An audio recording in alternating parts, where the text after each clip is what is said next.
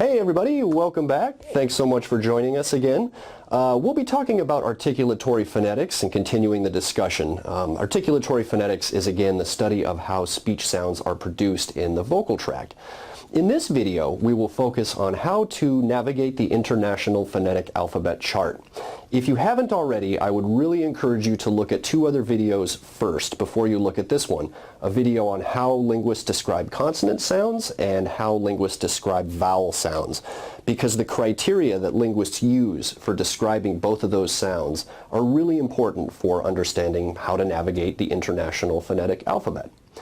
So why do we even need the IPA, or the International Phonetic Alphabet, you may ask? Well, consider some of the problems that are inherent to the English writing system. The English writing system, in its current form, is basically a hangover of Old English. So you might have one letter that actually can be realized as a number of different sounds. Conversely, you might have multiple sounds that could be encoded in just one letter. So that's why we need the International Phonetic Alphabet, and it was devised as a way of introducing more one-to-one correspondence between sound and symbol. So if you hear a certain sound, then you always write it with a certain symbol. And conversely, one symbol always represents the same sound. So first, let's talk a bit about how to navigate the International Phonetic Alphabet chart for consonants. Here you see the IPA chart for consonants, with the sounds used in English highlighted. On the leftmost column, we have the manners of articulation, while the topmost row represents the places of articulation. Within each of the boxes, IPA symbols representing voiceless sounds are placed to the left, and symbols representing voiced sounds are placed to the right. You may also notice that some boxes are empty with either white or gray space. If it's gray space, it actually means that those sounds are judged anatomically impossible to produce, whereas the boxes with just white space mean that there are no known languages that are attested to use that sound.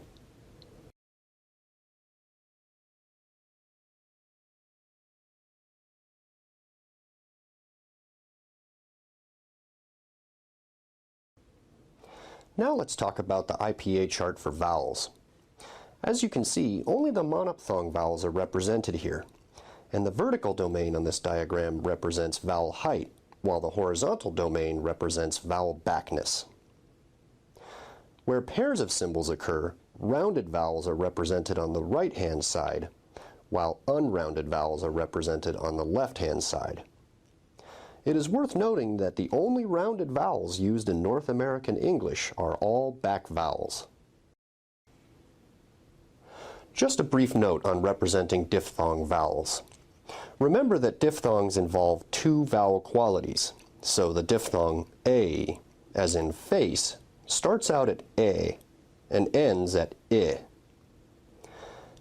I, as in the word lie, starts out at A and ends at I. Ow, as in the word house, starts at A and ends at U.